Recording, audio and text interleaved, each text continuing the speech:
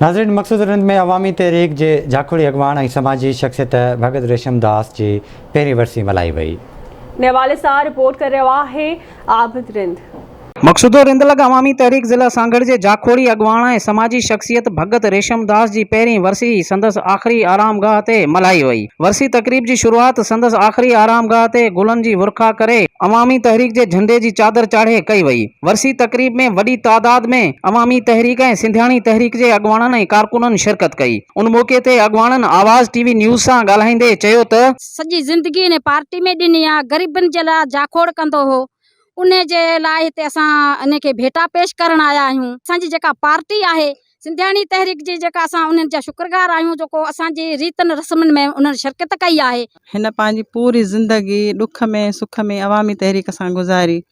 हिन पंहिंजी धरतीअ लाइ जिदोजहद कई, लांग मार्चूं कयूं, जलसा मुज़ाहिरा कया आहिनि ऐं असां सभिनी हिन धरतीअ लाइ जेको आहे सो गॾियल कमु कयो। हिन खे जस हुजे। हिन कामरेड पंहिंजी समूरी ज़िंदगी सिंधी आवाम ऐं सिंधी क़ौम जे हक़नि जे हासिलात लाइ जिदोजहद कंदे गुज़ारी।